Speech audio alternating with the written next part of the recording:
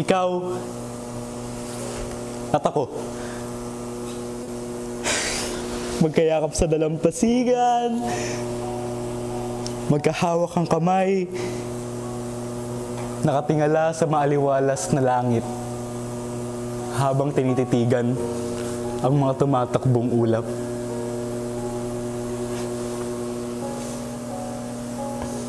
Ikaw at ako.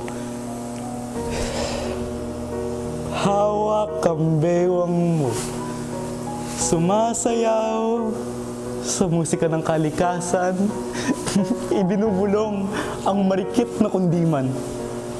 Hawak ang pangako na walang magbabago. Ikaw at ako.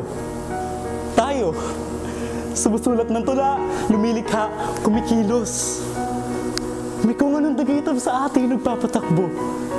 Hindi hinihingal, hindi nagsasawa, hindi aalis. Mananatili. Pagpapatuloy.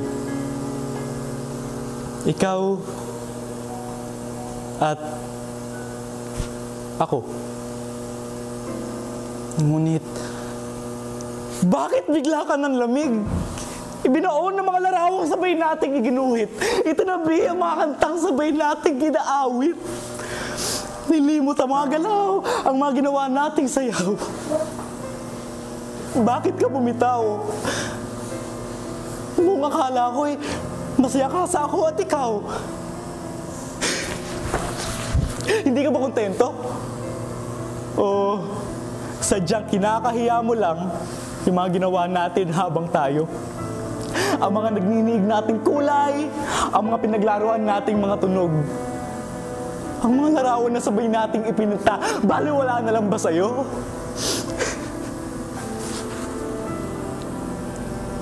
Yakapin mo ko, hagkan mo ko na mahigpit, pakinggan mo ang tunog ng aking dibdib. Sabihin mo sa aking harapan at tanggapin ko, kahit masakit, loloobin ko. Kahit anumang sambitin ng iyong labi. Labi, mga labi mo. Mga salita, wikang kumikiliti sa aking tenga, awiting gumigising sa akin sa umaga, at himig na humehele sa akin sa gabi. Ang sakit, nakapanglulumo. Hindi mo ako hinanda sa mga mangyayari. Hindi ko inaasahan gano'n na lang kadali mo mawala. Ang pagtingin mong akala ko'y sa akin lang. Sa'yo lang, ikaw lang. Bigla-bigla ka sumasagi sa isip ko. Bigla-bigla akong naalaala ang mga pangako mo. Ano bang meron siya na wala ako? Mas makulay ba siya? Mas maraming linya? Mas komplikado ang galaw?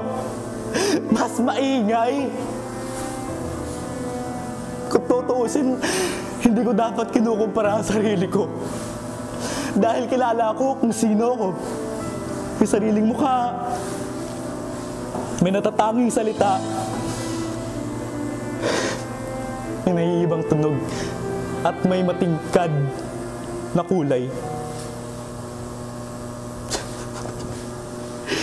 Pero, kahit anong mangyari, mananatili akong tapat sa'yo.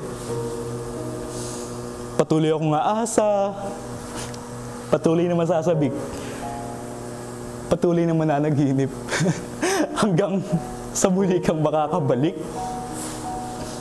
Patuloy akong lilikha ng mga himingin, magsasabog ng mga bahaghari.